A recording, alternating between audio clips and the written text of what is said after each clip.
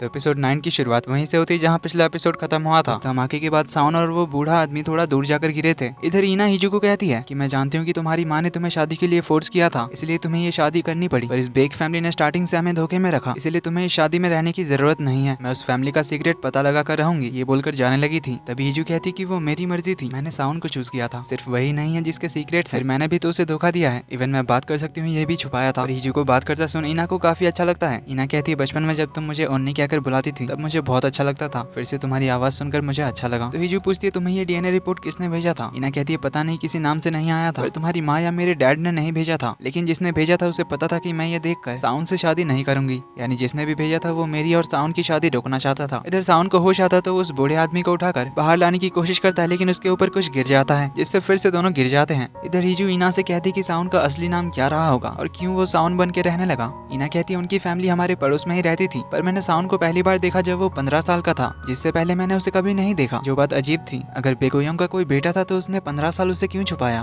अगर साउन ने 15 साल की उम्र में उनकी बेटी की जगह ली, यानी उनका अपना एक बायोलॉजिकल बेटा था जिसे वो लोग छुपा रहे थे। तो ईना के जाने के बाद हिजू साउन को बार बार कॉल लगा रही थी, मैसेजेस कर रही थी, पर साउन का कॉल नहीं लग रहा था। तो वो पुलिस को कंप्लेंट करने के लिए कॉल करती है। पुलिस वाले कंप्लेंट नहीं लिख रहे थे क्योंकि साउन सिर्फ 6 घंटे से गायब है। तो हिजू ने बताती कि मेरे हस्बैंड को काफी दिनों से धमकी आ रही थी और अटैक भी हुआ था। तो पुलिस वाले हस्बैंड का नाम बताने के लिए कहते हैं, जो सुन हिजू कॉल काट देती है, डीएनए रिपोर्ट की ओर देखती है, जिसे लेकर वो साउन के मॉम डैड के घर चली आती है, जहाँ उन्हें कहती है कि पुलिस को कॉल करके साउन के मिसिंग होने की रिपोर्ट करी है। अब उसे बोलता सुनकर ये दोनों शॉक्ड हो जाते हैं। तो हिजू उन्हें कहती कि चेयरमैन बेक जांग हो अपने ग्रैंडसन से बहुत प्यार करते थे, तो फिर उन्होंने 15 साल की उम्र तक उन्हें क्यों छुपाया? कोई तो रीजन था जिस वजह से उन्होंने अपने बायोलॉजिकल ग्रैंडसन को दुनिया के सामने नहीं लाया, जिस वजह से उन्होंने उसकी जगह पर एक फेक ग्रैंडसन को लाया। मैं जानती हूँ वो आप दोनों का बायोलॉजिकल बेटा नहीं है। इस पे साउन की मम कहती हाँ ये सच है, साउन ने भी हमारे बेटे की जगह ली है और तुमने उसकी वाइफ की जगह। हिजू कहती हाँ पर मैं जानती हूँ कि वो आप दोनों के लिए जरूरी है, इसीलिए उसे ढूंढिए। ये बोलकर जाने लगती है। तभी बेक फैमिली का बटलर हिजू के पीछे आता उसे बताता है कि साउन जब बहुत छोटा था तब उसके दोनों आंखों का कलर अलग अलग था, और कुछ साल बाद जब वो यहाँ वापस आया तब उसकी दोनों आंखें ठीक हो गई थी, यानी जिसकी आंखों का कलर अलग था वो था बेकुयोंग का असली बेटा। और कुछ साल बाद जो आया था वो था मेन लीड साउन, जिससे हिजू को वो किडनैपर याद आता है क्योंकि उसकी भी आंखों का कलर अलग अलग था। इवन हिजू को धमकी देते हुए उसने कई बार कहा था कि बेक साउन को सबसे अच्छी तरह से मैं जानता हूँ, जिससे वो समझ जाती कि बेक फैमिली का असली बेटा वो किडनैपर था। इसी वजह से वो साउन के पीछे पड़ा था अपनी जगह वापस लेने। तभी हिजू को एक कॉल आता है तो वो जल्दी से हॉस्पिटल पहुंचती है। तो सांगू ने साउन को हॉस्पिटल लाया था।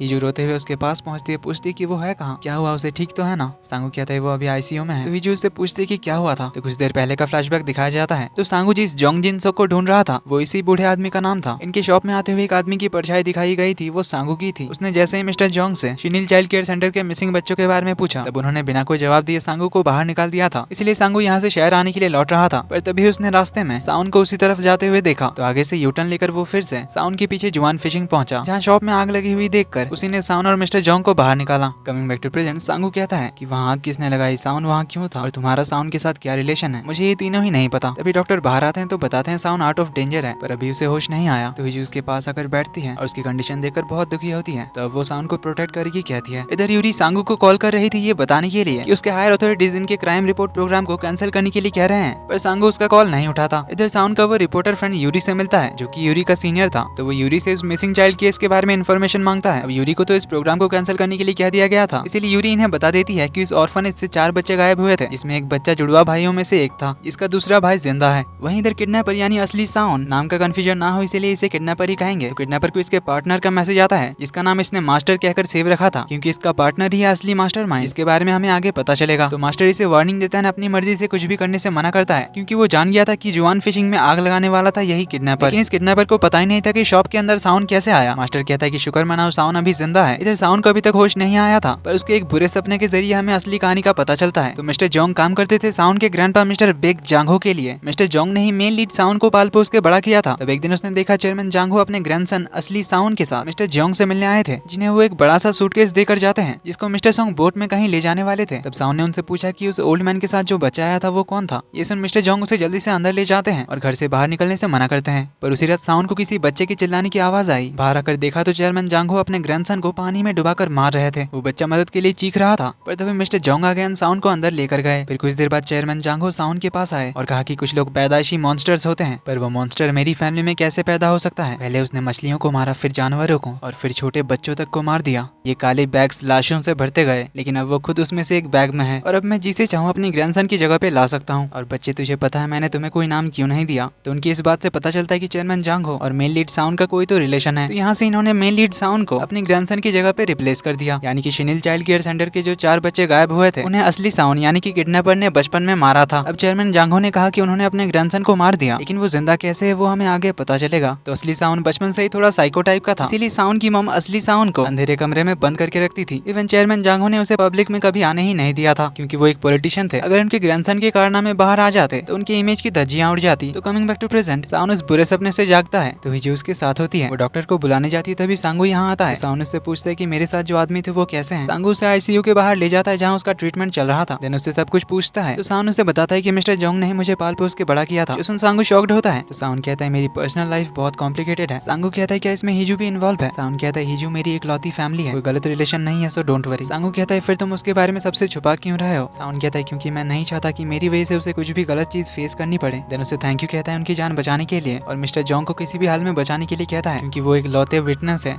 ऑर्फनेज के मिसिंग बच्चों के केस का। उन बच्चों के गायब होने के पीछे जो है वो इंसान और मुझे धमकी देने वाला किडनैपर एक ही है, कि मिस्टर जोंग ने मुझे हिंट भेज दिया था। मुझे लगा था वो मर चुका है, पर वो जिंदा है। साउन अपने रूम में आता है, फोन चेक करता है तो उसे कल रात हिजू के बहुत सारे मैसेजेस एंड मिस कॉल्स दिखते हैं। साउन एक नर्स से हिजू के बारे में पूछता है तो वो बताती है कि वो तो काफी देर पहले ही चली गई। तो इधर हम हिजू को घर पे देखते हैं, जहाँ वो उस किडनैपर वाले फोन को लेकर पुलिस स्टेशन पहुंच जाती है, कि वो साउन पे और खतरा नहीं आने देना चाहती थी। लेकिन उसके पुलिस स्टेशन के अंदर जाने से पहले वहाँ साउन पहुंच जाता है और हिजू को अपने साथ वापस ले जाने लगता है। तो हिजू से रोककर कहती है कि तुमने मुझे सच क्यों नहीं बताया? मैं जानती हूँ कि तुम बेक साउन नहीं हो, इवन ये भी जानती हूँ कि असली बेक साउन कौन है। वो ये सब क्यों कर रहा है मुझे समझ आ गया है, पर आगे वो कुछ भी करे इससे पहले हमें उसे रोकना पड़ेगा। साउन उसे समझाने जाता है, पर हिजू उसे कहती कि इस बार मैं तुम्हें प्रोटेक्ट करना चाहती हूँ ताकि दोबारा तुम्हें कोई हर्ट ना कर सके। पर साउन हिजू को इस मैटर में इन्वॉल्व नहीं करना चाहता था, इसीलिए वो फोन पुलिस को देने से रोक लेता है। इधर मिस्टर बेक की आज एक वैरायटी शो शूट होने वाली थी, जहाँ साउन को आना था पर उससे कॉन्टेक्ट नहीं हो रहा था, इसीलिए मिस्टर बेक अपनी वाइफ के साथ शूटिंग शुरू करते हैं। पर तभी एक पार्सल आता है जिसमें कुछ मछलियों को काट कर जोड़ा गया था। ये देखकर साउन की मम जल्दी से बाहर आती है तो उस डिलीवरी मैन को जाते हुए देखती है, तो वो अपनी कार निकालकर उसे फॉलो करने लगती है। तो उसके पीछे जाते हुए वो उनके एक पुराने फैमिली हाउस में पहुंचती है, जहाँ अंदर अपने बेटे को देखकर माँ की ममता जाग जाती है। वो अपने बेटे को जिंदा देखकर बहुत इमोशनल होती है। वहीं किडनैपर कहता है कि आप लोगों ने तो मुझे मार ही दिया था, तो अब क्यों रो रही हैं? इस बुढ़े बेक जांगो ने मुझे किस तरह से मार ही डाला था जानते हो? 2 दिन बाद इनकी पहली डेथ एनिवर्सरी आ रही है। आज से ठीक 1 साल पहले न्यूज में इनकी फोटोज और वीडियोस देखकर मुझे सब कुछ याद आ गया था। इन्होंने मुझे पानी में डुबाकर मारने की कोशिश की थी, लेकिन मैं जिंदा था, पर मेरी मेमोरीज चली गई थी। इनकी मौत की न्यूज देखकर मुझे थोड़ा बुरा लगा था, क्योंकि मैं खुद इन्हें अपने हाथों से मारना चाहता था। लेकिन मैं वापस आप लोगों के पास क्यों नहीं गया पता है? क्योंकि आप लोग मुझे फिर मार देते। उसकी मॉम रोते हुए कहती कि नहीं बेटे, इस बार मैं तुम्हें कुछ नहीं होने दूंगी। पर तभी यहाँ बटलर किम कुछ गार्ड्स के साथ आ जाता है, लेकिन किडनैपर उन्हें चकमा देकर भाग जाता है। इधर सांगू यूरी के इतने सारे मिस कॉल देकर उसे मिलने बुलाता है। यूरी मिलने आती है तो उसके चोट देखकर यूरी को उसकी बहुत फिक्र होती है, क्योंकि आग से बचाने के चक्कर में उसे भी लग गई थी। तो यूरी ये सब कैसे हुआ, कब हुआ, सब बताने के लिए कहती है। सांगू उसे कहता है कि बस एक फायर इंसिडेंट था। यूरी उसे पूछती है कि क्या हुआ था, पर सांगू कहता है कि किसी के पर्सनल लाइफ से जुड़ी बात है, इसलिए अभी मैं तुम्हें ये नहीं बता सकता। यूरी उसे बताती है कि हायर अथॉरिटीज हमारी क्राइम रिपोर्ट प्रोग्राम को कैंसिल कर रही है। मुझे लगता है इसके पीछे किसी पावरफुल इंसान का हाथ है जो नहीं चाहता सच्चाई बाहर आए। इधर हिजू साउन को हॉस्पिटल ले आती है, जहाँ उसे पूछती है कि तुम्हें मेरे लोकेशन के बारे में कैसे पता लगा। साउन उसे बताता है कि पहाड़ से गिरने वाले इंसिडेंट के बाद से ही वो हिजू के फोन के लोकेशन को ट्रैक कर रहा है। तो हिजू कहती है मुझे भी तुम्हारे फोन का लोकेशन ट्रैकर चाहिए। इस पे साउन कहता है कि अगर फ्यूचर में मैं तुम्हें कभी नहीं मिला या अगर मुझसे कांटेक्ट ना हो पाए तो तुम मुझे ढूंढने मत आना, क्योंकि मैं खुद तुम्हारे पास आऊंगा, क्योंकि अब मुझे पता है वो किडनैपर कौन है। हिजू कहती है उसे क्या चाहिए होगा,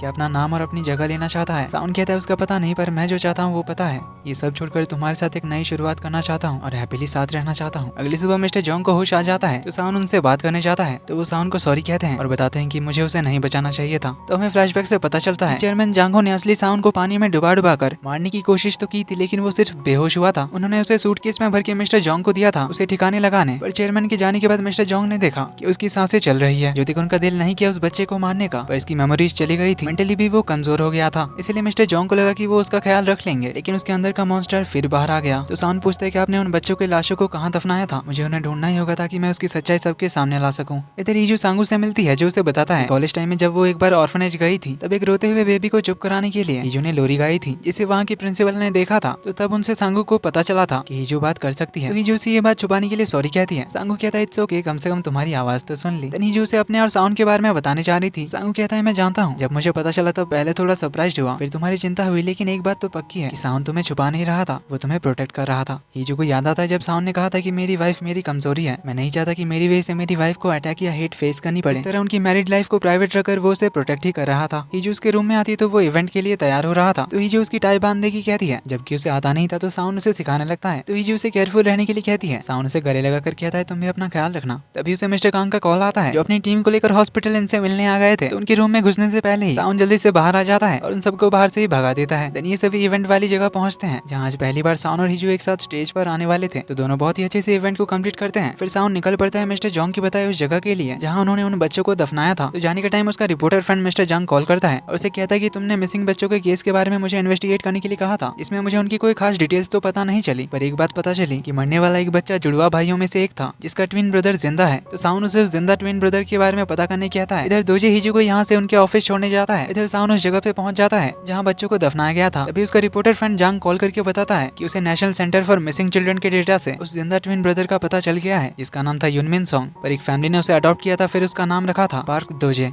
यानी साउंड का असिस्टेंट। तो यहाँ रिवील होता है कि दोजे ही है इन सब का मास्टरमाइंड और किडनैपर को काम पे रखने वाला मास्टर, जिसने अब हिजू को किडनैप कर लिया था। उसके पीने के पानी में ड्रग मिलाकर साउंड दोजे को कॉल करता है, पर दोजे कॉल पिक नहीं करता। तो साउंड को हिजू की फिक्र होती है, तो उसे कॉल करता है, लेकिन उसका फोन स्विच ऑफ था। तो इसी के साथ एपिसोड 9 यहीं पे खत्म होता है। जल्दी मिलते हैं अगले एपिसोड में, तब तक के लिए take care and bye bye.